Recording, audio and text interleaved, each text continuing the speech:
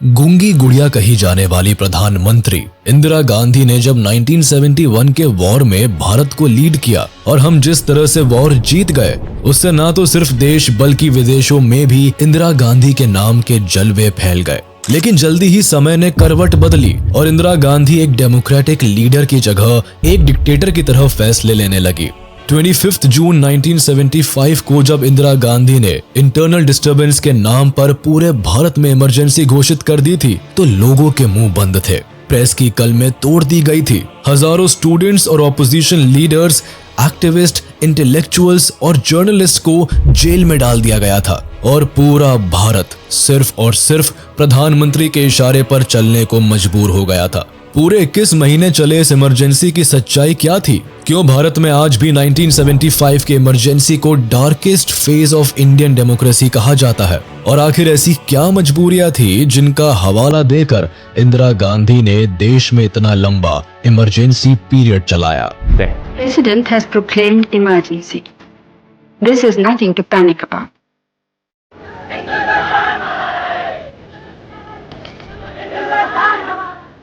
जयप्रकाश नारायण की निगाह में तत्कालीन प्रधानमंत्री इंदिरा गांधी की सरकार भ्रष्ट और अलोकतांत्रिक हो रही थी। है मित्रों और संपूर्ण क्रांति और अंततोगत्वा नया भारत बनाना है।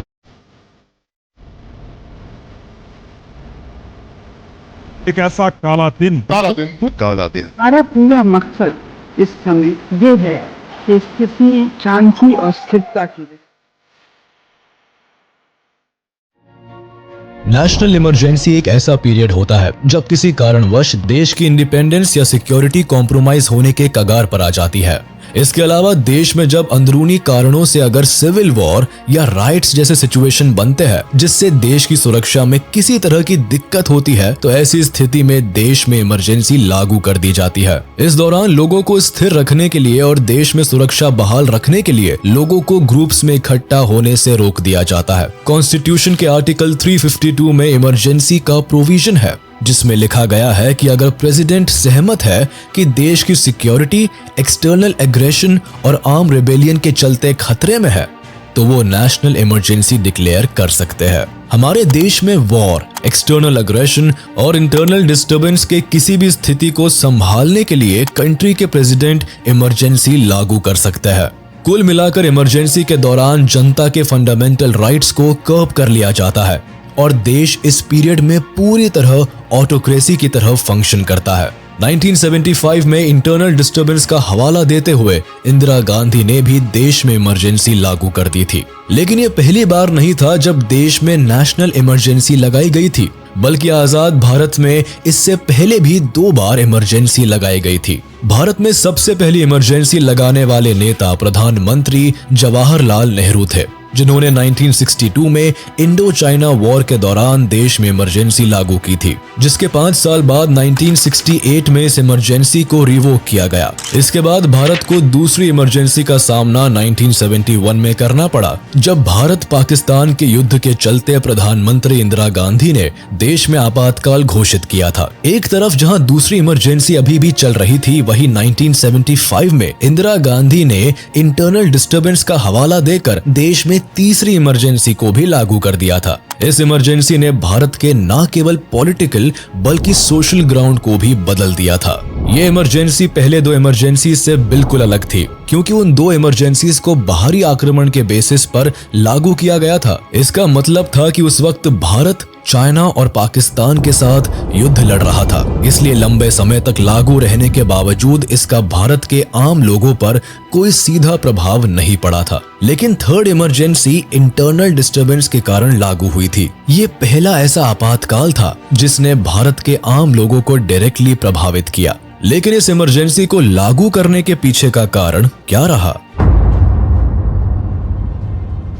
साल 1966 भारत एक ऐसे फेज से गुजर रहा था जब फूड स्टोरेज, बढ़ती बेरोजगारी, लो प्रोडक्टिविटी और बढ़ती गरीबी ने देश की इकोनॉमी को खोखला कर दिया था। साथ ही 1965 की वॉर ने हालत को बद से बदतर बना दिया था।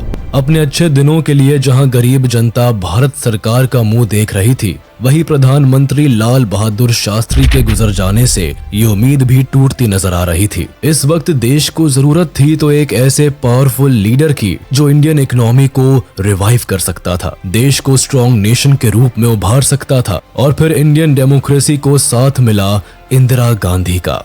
प्रधानमंत्री पद पर शपथ लेने वाली ये लेडी न केवल भारत की पहली महिला प्रधानमंत्री बनी, बल्कि इंडिया की second longest serving prime minister बनकर भी उभरी। लेकिन उनके लिए शुरुआत इतनी भी आसान नहीं रही। 1966 में जब सत्ता की कमान इंदिरा गांधी ने संभाली तो केवल देश ही मुश्किलों से नहीं गुजर रहा था, बल्कि कांग्रेस पार्टी भी इंटरनल डिस्टर्बेंस से गुजर रही थी। वह पार्टी की सबसे वीक लीडर थी, जिसका सत्ता में आना ऑपोजिशन पार्टी के लिए एक मजाक था। खुद राम मनोहर लोहिया का कहना था कि इंदिरा गांधी सत्ता में बैठी वो गूंगी गुड़िया है, जिसे कांग्रेस पार्टी ने पर्दे पर खड़ा किया है। इसके साथ ही जनता के बीच में उनकी छवि एक कमजोर लीडर की बनी रही। 1967 के लोकसभा इलेक्शंस में कांग्रेस पार्टी को जीत तो मिली, लेकिन मेजॉरिटी ऑफ स्टेट्स उनके हाथ से निकल गए। इंदिरा गांधी अपने आप को अब तक एक मजबूत प्राइम मिनिस्टर साबित नहीं कर पाई थी, लेकिन उनकी इमेज भी धीरे धीरे बदलती नजर आई। कभी हिचकिचाहट के साथ यूनियन बजट पेश करने वाली प्रधानमंत्री आने वाले दिनों में बैंक नेशनलाइजेशन और प्रिवी पर्स एबोलिशन जैसे कई बड़े फैसले लेती है, जिसकी वजह से वो स्ट्रॉन्ग लीडर बनकर उभरती है और देश में इमरजेंसी का कारण भी बनता है। सत्ता में आने के साथ ही इंदिरा गांधी और जुडिशरी के बीच पावर टसल शुरू हो जाता है और उनके पूरे शासन काल में जारी रहता है।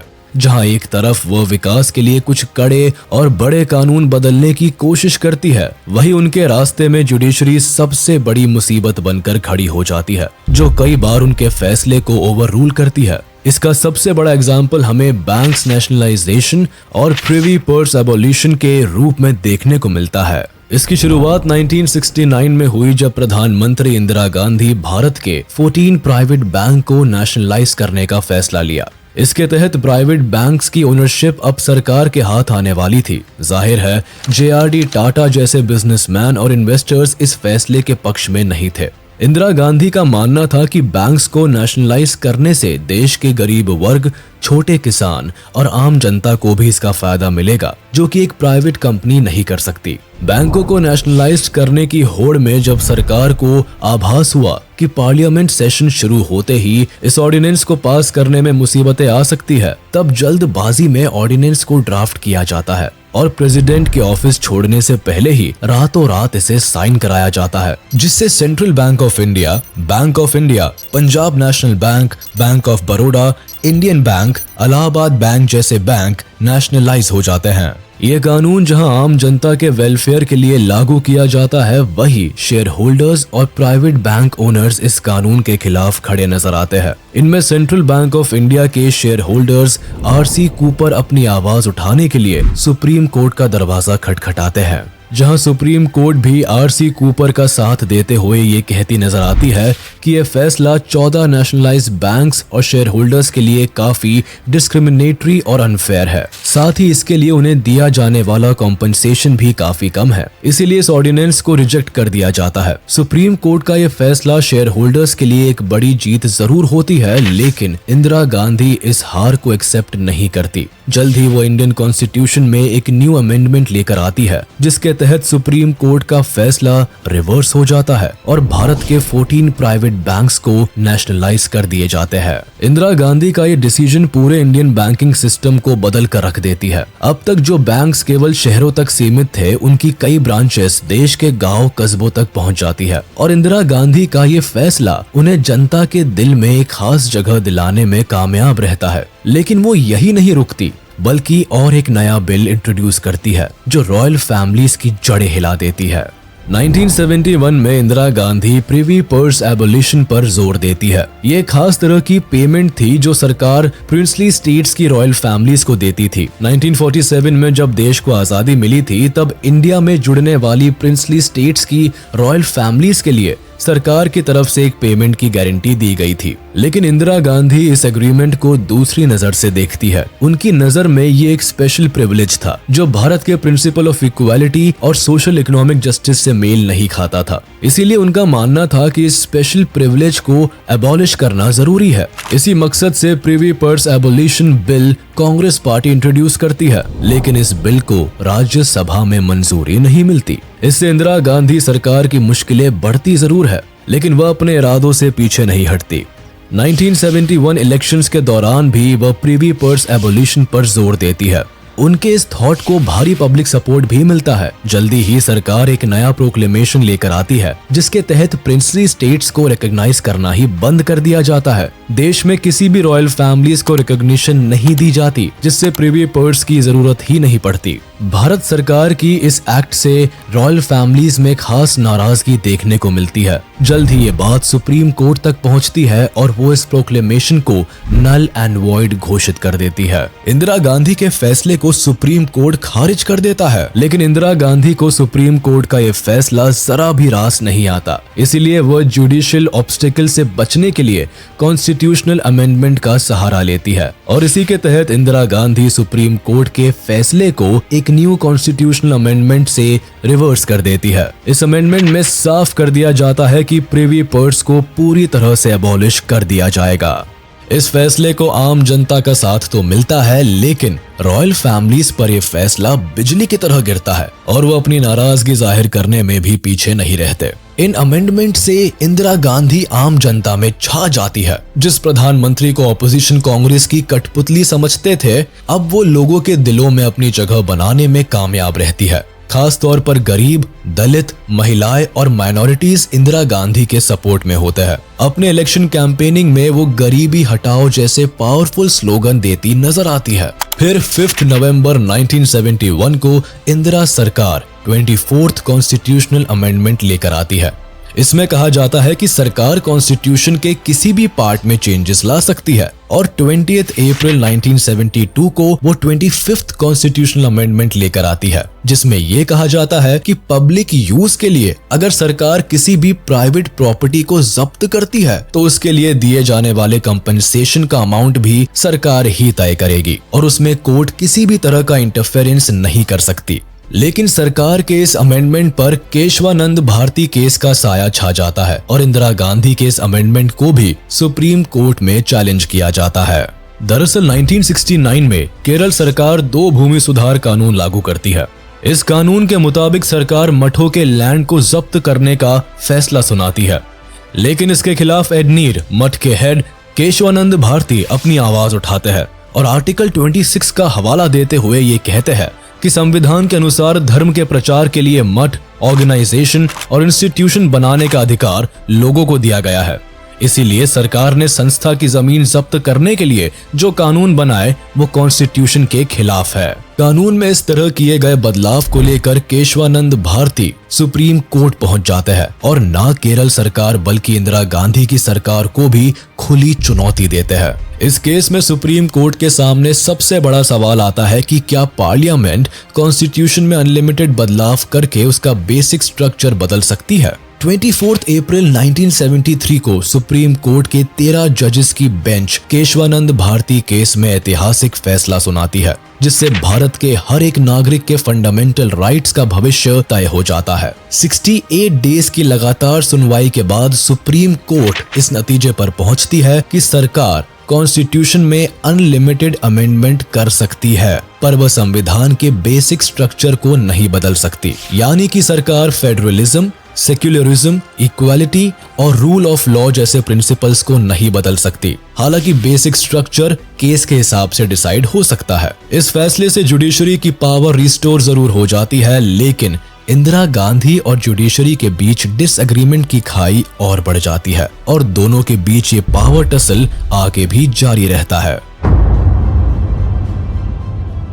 1971 में कांग्रेस एक बड़ी मेजॉरिटी से जीतती है और इंदिरा गांधी एक बेहद ही डोमिनेंट प्राइम मिनिस्टर बनकर उभरती है। केवल तमिलनाडु को छोड़कर पूरे भारत पर इंदिरा की कांग्रेस का ही राज रहता है। उनके स्ट्रॉन्ग डिसीजंस और कॉन्फिडेंट पर्सनालिटी की पॉपुलैरिटी तब और भी बढ़ जाती है जब 1971 के बांग्लादेश लिबरेशन वॉर में भारत को पाकिस्तान पर एक बड़ी जीत मिलती है। साथ ही यूएसएसआर और भारत के बढ़ते रिश्तों के लिए ऑपोजिशन लीडर भी उन्हें मां दुर्गा का रूप कहने से पीछे नहीं रहते हैं। 1971 वो दौर होता है जब इंदिरा गांधी का पॉलिटिकल करियर पीक पर होता है। हालात इस कदर उनके फेवर में होते हैं कि वह अपने फेवरटिज्म के बेसिस पर कैबिनेट मिनिस्टर्स और चीफ मिनिस्टर्स को चुनती है। ये वॉर इंदिरा गांधी के लिए पॉलिटिकल सुप्रीमेसी जरूर लेकर आती है, लेकिन इसकी कीमत भारतीय लोगों और इंडियन इकोनॉमी को चुकानी पड़ती है। बांग्लादेश से मिलियंस की संख्या में रेफ्यूजी वेस्ट बंगाल और असम जैसे नॉर्थ ईस्टर्न स्टेट्स में जाकर बस जाते हैं। एक तरफ वॉर और दूसरी तरफ बढ़ती रेफ्यूजी पॉपुलेशन का बर्डन इंडियन रिसोर्सेज पर बुरी तरह पड़ता है। इसी दौरान अमेरिकन गवर्नमेंट भारत को दिए जाने वाले एड्स भी बंद कर देती है, जिससे न केवल देश में बेरोजगारी बढ़ती चली जाती है बल्कि गरीबों की संख्या में भी इजाफा होता है। फूड प्राइसेस तेजी से बढ़ते हैं, देश इन्फ्लेशन की चपेट में आ जाता है और कारोबारियों को मंदी का सामना करना पड़ता है। साथ ही फेल्ड मॉनसून के चलते एग्रीकल्चरल प्रोडक्टिविटी कम हो जाती है। इंडियन इकोनॉमी के लिए हालात तब और बुरे हो जाते हैं जब लोगों के लिए जरूरत की चीजें खरीदना मुश्किल हो जाता है। ऐसे में इंदिरा गांधी सरकार के लिए गरीबी हटाना भी मुश्किल बन जाता है। इस बीच कांग्रेस पार्टी में भी करप्शन बढ़ने लगता है। कुछ यही हाल स्टेट गवर्नमेंट्स का भी होता है, जिसमें करप्शन तेजी से बढ़ता है। इन सब के बीच 1973 में सिचुएशन तब बदल जाती है जब दुनिया भर में ऑयल क्राइसिस देखने को मिलता है। इंडियन इकोनॉमी पर इसके वर्स्ट इफेक्ट्स देखने को मिलते हैं। इसका सीधा असर आम आदमी की जेब पर पड़ता है। इस बीच पॉलिटिकल करप्शन आसमान छूने लगता है। 1974 में गुजरात के चीफ मिनिस्टर चिमन भाई पटेल का एक बड़ा घोटाला सामने आता है। एक तरफ जहां उन पर करप्शन के संगीन चार्जेस लगते हैं, वहीं दूसरी तरफ हाई प्राइस ऑफ फूड के चलते मिडिल क्लास लोग पहले ही क्राइसिस से गुजर रहे होते हैं। 20 दिसंबर 1973 को एलडी कॉलेज ऑफ इंजीनियरिंग के स्टूडेंट्स हॉस्टल फूड फीस में 20% हाइक के चलते हड़ताल पर उतर आते हैं। ऐसी ही एक हड़ताल 3 जनवरी 1974 को गुजरात यूनिवर्सिटी में भी होती है, जो कि स्टूडेंट और पुलिस के बीच क्लैश में बदल जाती है। इस क्लैश की आग धीरे धीरे पूरे गुजरात में फैल जाती है और सभी स्टूडेंट्स भड़क उठते हैं। आगे फूड और एजुकेशन को लेकर गुजरात के कई एजुकेशनल इंस्टीट्यूशन स्ट्राइक पर उतर आते हैं और इस स्ट्राइक को अहमदाबाद में मिडिल क्लास पीपल और फैक्ट्री वर्कर्स का भी साथ मिलता है और आगे चलकर प्रोफेशनल्स और लॉयर्स भी स्ट्राइक का हिस्सा बन जाते हैं। इस मूवमेंट को नव निर्माण मूवमेंट कहकर बुलाया जाता है। लोग डिमांड करते हैं कि गुजरात स्टेट गवर्नमेंट को डिसॉल्व कर दिया जाए और मुख्यमंत्री चिमन भाई पटेल अपने पद से रिजाइन कर दे। प्रेशराइज होकर इंदिरा गांधी को भी जनता की डिमांड को मानना पड़ता है और चिमन भाई पटेल को 9 फरवरी 1974 को अपना मुख्यमंत्री का पद छोड़ना पड़ता है। इसी के साथ गुजरात की स्टेट असेंबली को भी भंग कर दिया जाता है और गुजरात में प्रेसिडेंट्स रूल लग जाता है। गुजरात का प्रोटेस्ट जल्द ही बिहार भी पहुंच जाता है। बिहार में प्रोटेस्ट की चिंगारी की हवा देने का काम एक्टिविस्ट जयप्रकाश नारायण करते हैं। इसीलिए आगे चलकर इस प्रोटेस्ट को जेपी मूवमेंट कहकर भी बुलाया जाता है। दरअसल जब नव निर्माण मूवमेंट की वजह से चिमन भाई पटेल अपने पद से रिजाइन कर देते हैं, तब मोटिवेटेड होकर बिहार में भी स्टूडेंट्स करप्शन के खिलाफ अपनी प्रोटेस्ट की जंग छेड़ देते हैं। 18 फरवरी 1974 को पटना यूनिवर्सिटी के स्टूडेंट एक बड़ा कन्वेंशन बुलाते हैं, जिसमें स्टेट्स के सभी स्टूडेंट लीडर्स को इनवाइट किया जाता है। ये सभी स्टूडेंट मिलकर बिहार छात्र संघर्ष समिति का गठन करते हैं, जिसका प्रेसिडेंट लालू प्रसाद यादव को चुना जाता है। 18 मार्च 1974 को जब बिहार लेजिस्लेटिव असेंबली में बजट सेशन चल रहा होता है, तभी बिहार छात्र संघर्ष समिति बिहार विधानसभा का घेराव कर लेती है। विधानसभा की सभी सड़कों को बंद कर दिया जाता है। गवर्नमेंट प्रॉपर्टीज और टेलीफोन एक्सचेंज को नुकसान पहुंचाया जाता है और एजुकेशन मिनिस्टर रामानंद सिंह के रेजिडेंस पर आग लगा दी जाती है। इससे पुलिस और स्टूडेंट के बीच प्रोटेस्ट वायलेंट हो जाता है। पूरे राज्य में हजारों स्टूडेंट्स कांग्रेस पार्टी के करप्शन का विरोध जताने के लिए सड़कों पर उतर आते हैं और इन प्रोटेस्ट को freedom fighters and activist Jayaprakash Narayan के द्वारा लीड किया जाता है। जेपी नारायण बिहार से निकली विरोध की आग पूरे देश में फैला देते हैं। पटना की सड़कों पर वो एक बड़े जुलूस को लीड करते हैं और करप्शन के लिए इंदिरा गांधी सरकार को खुलेआम दोषी ठहराते हैं। अपने इस प्रोटेस्ट को वो सरकार के खिलाफ संपूर्ण क्रांति का नाम देते हैं और स्टूडेंट से अपील करते हैं कि वो इस मास मूवमेंट में शामिल हो। जेपी नारायण नॉर्थ इंडिया के बड़े हिस्से का दौरा भी करते हैं और स्टूडेंट्स, ट्रेडर्स और इंटेलेक्चुअल्स के एक सेक्शन को अपने आंदोलन की ओर आकर्षित करते हैं। करप्शन के खिलाफ बिहार का ये मूवमेंट सत्याग्रह मूवमेंट में बदल जाता है। जगह जगह हो रहे इन नॉन वायलेंट प्रोटेस्ट का केवल एक ही मकसद होता है और वो था बिहार स्टेट गवर्नमेंट को डिसॉल्व करना और स्टेट सीएम का रेजिग्नेशन। लेकिन इंदिरा गांधी अपने फैसले पर अडिग रहती है और एक भीषण विरोध के बाद भी बिहार के चीफ मिनिस्टर अब्दुल गफूर अपनी सीट पर काबिज रहते हैं।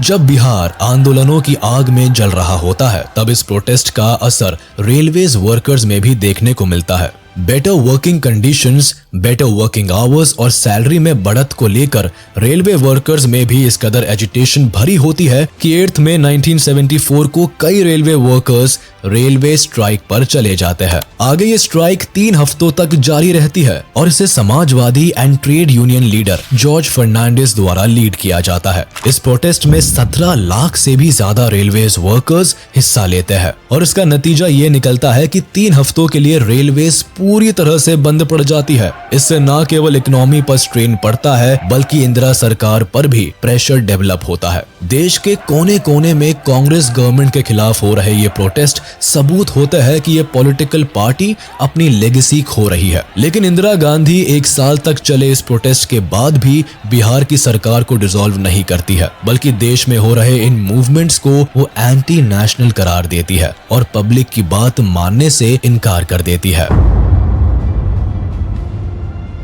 इंदिरा गांधी को सबसे बड़ा झटका तब लगता है जब इलाहाबाद हाई कोर्ट मार्च 1975 में उन्हें इलेक्शन फ्रॉड एलिगेशंस में दोषी करार दिया जाता है। ये मामला 1971 के इलेक्शन से जुड़ा होता है। इंदिरा गांधी पर आरोप लगता है कि 1971 में उन्होंने इलेक्शन सीट जीतने के लिए इलेक्शन माल प्रैक्टिस का सहारा लिया। ये आरोप सोशल कैंडिडेट राज नारायण लगाते हैं जो 1971 में इंदिरा गांधी के खिलाफ रायबरेली की सीट से इलेक्शन में खड़े हुए थे। राज नारायण चुनाव जरूर हार जाते हैं लेकिन अपने साथ हुए इनजस्टिस के खिलाफ वह पिटीशन फाइल करते हैं और ये आरोप लगाने से नहीं चूकते कि इंदिरा गांधी ने अपनी इलेक्शन कैंपेनिंग के लिए गवर्नमेंट रिसोर्सेज का इस्तेमाल किया, बैलेंस को मैनिपुलेट किया, इलेक्शंस में करप्शन किया और गलत तरीके से जीत हासिल की।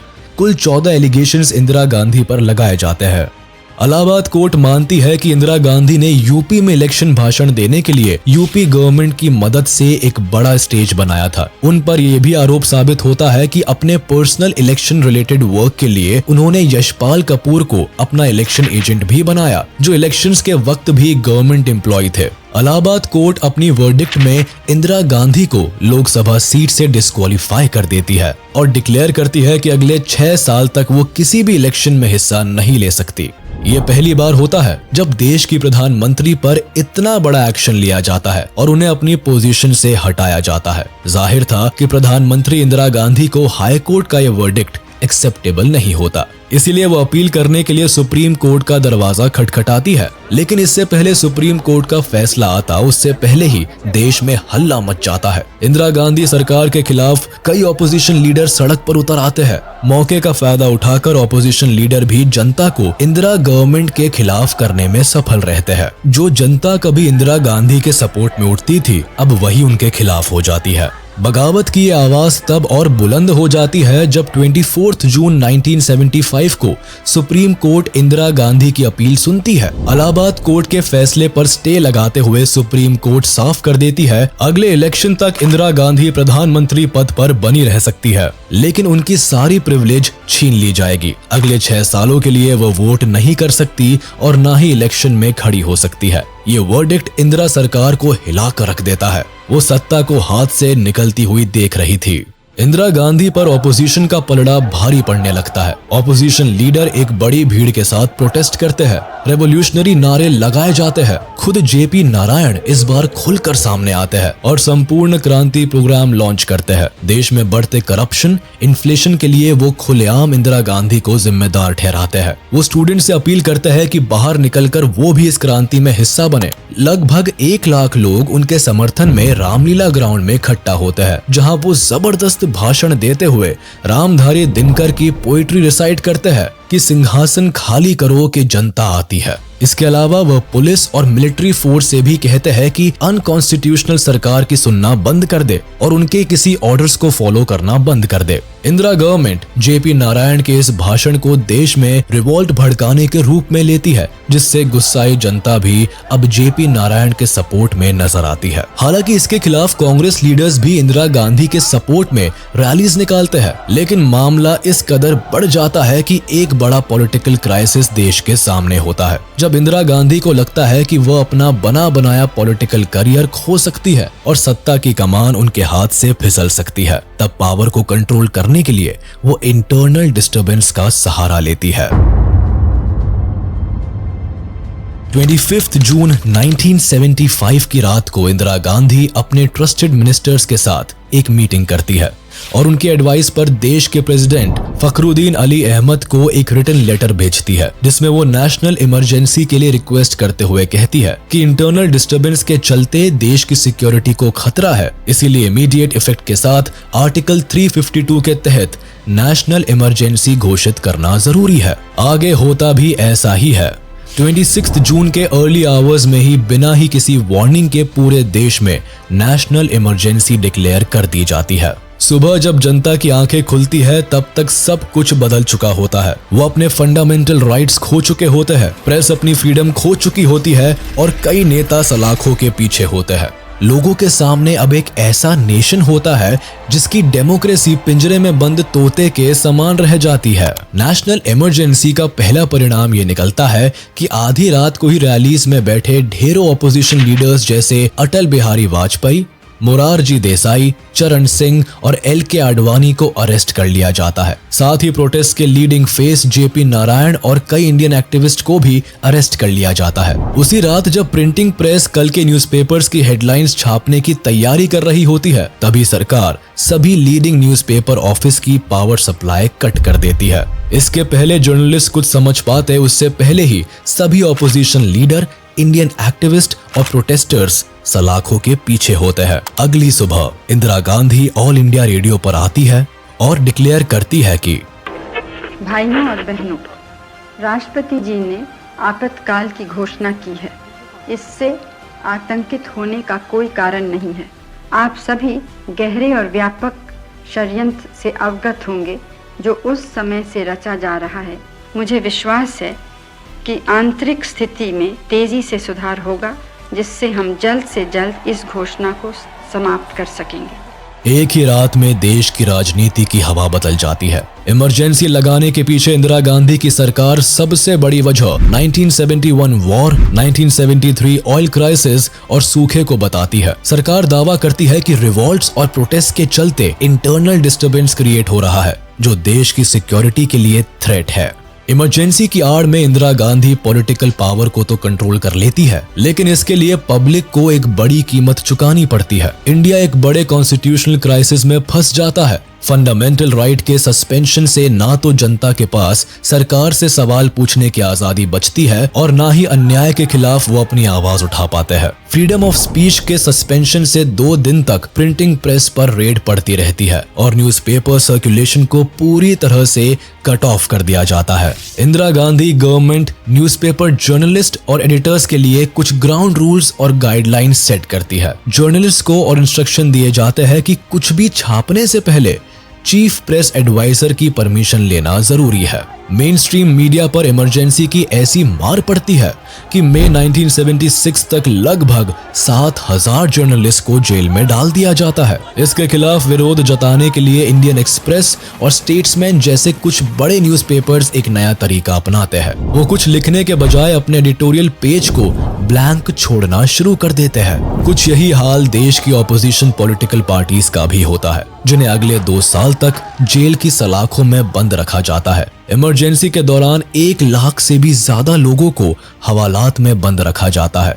आरएसएस और जमात इस्लामी जैसी ऑर्गेनाइजेशंस जो हमेशा से सरकार के खिलाफ आवाज उठाती आई थी, उन्हें पूरी तरह बैन कर दिया जाता है। कई एक्टिविस्ट लीडर अंडरग्राउंड हो जाते हैं और सरकार के खिलाफ अपने मूवमेंट को जारी रखते हैं। इलेक्शन पोस्टपोन करा दिए जाते हैं और राज्यों पर प्रेसिडेंट रूल इम्पोज कर दिया जाता है। ट्रेड यूनियन को भी इंदिरा सरकार के फोर्सफुल रूल्स को मानना पड़ता है, जिसके तहत ट्रेड यूनियन एक्टिविटी पर बैन लगा दिया जाता है। वर्कर्स को स्ट्राइक करने की सख्त मनाही होती है। सभी वर्कर्स के लिए फिक्स्ड वेज तय होता है और 2 साल तक बोनस का कोई स्कोप नहीं रखा जाता। इन रूल्स के खिलाफ विरोध जताने वाले हर वर्कर को स्ट्रिक्ट रिप्रेशन का सामना करना पड़ता है।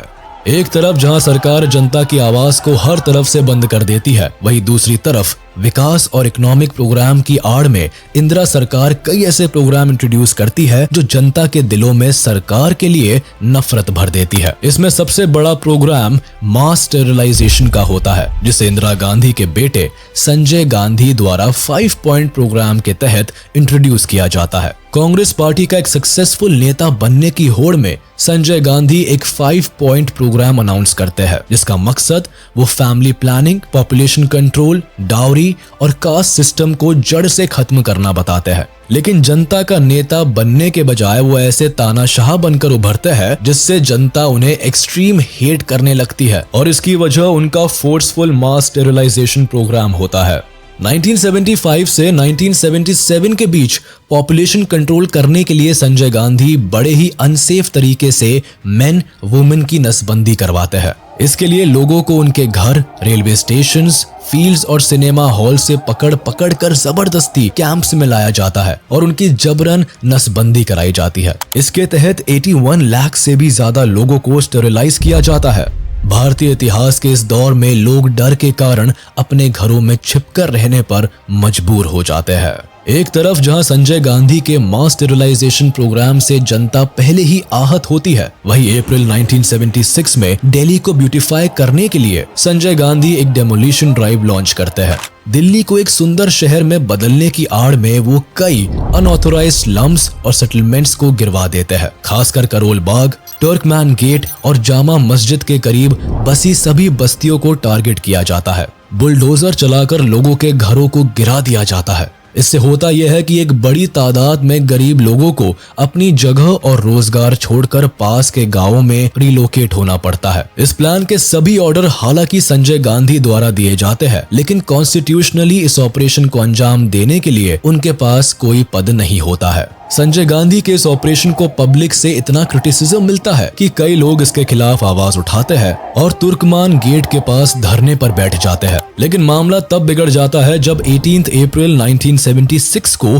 पुलिस तुर्कमान गेट पर धरने पर बैठे लोगों पर ओपन फायर कर देती है। बुलडोजर से कई लोगों के घर और दुकानें गिरा दी जाती है। जो लोग इसके खिलाफ आवाज उठाते हैं, पुलिस उन पर गोली चला देती है। करीब 20 लोग मारे जाते हैं और कई लोग घायल हो जाते हैं। सत्ता के दम पर इंदिरा गांधी सरकार न केवल जनता की आवाज को दबा देती है, बल्कि कई ऐसे कॉन्स्टिट्यूशनल अमेंडमेंट भी करती है जो उनके हाथ में बड़ी पावर देती है। इस बीच वो agricultural production, public service improve करने के लिए कई प्लान्स भी बनाती है, लेकिन नॉन कांग्रेसी हवा देश में आग की तरह फैल जाती है। ऊपर से इंदिरा गांधी जेल में बंद जॉर्ज फर्नांडिस और कई लीडर्स पर क्रिमिनल केसेस भी लॉन्च करती है, जिससे जनता में सरकार की इमेज गिरती चली जाती है। इसके विपरीत जेल में रहने के बाद भी लोगों के दिलों में जेपी नारायण हीरो बनकर उभरते हैं। लोग मोरारजी देसाई, अटल बिहारी वाजपेयी, LK आडवाणी और चरण सिंह जैसे लीडर्स में अपना फ्यूचर लीडर देखने लगते हैं।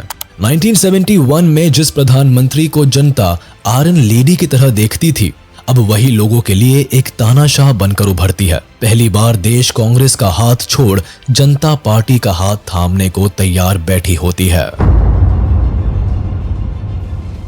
जनवरी 1977 को जब सभी प्रिजनर्स को रिहा कर दिया जाता है, तब इंदिरा गांधी को आभास तक नहीं होता कि आने वाले इलेक्शंस उनकी सत्ता का सफाया कर सकते हैं। इसीलिए मार्च 1977 में जब जनरल इलेक्शंस बुलाए जाते हैं, तब कांग्रेस को अपनी जीत की भरपूर उम्मीदें होती है। लेकिन जीत इस बार जनता पार्टी के हाथ आती है, जो अपनी कैंपेनिंग में इंदिरा हटाओ देश बचाओ के नारे लगाते नजर आते हैं।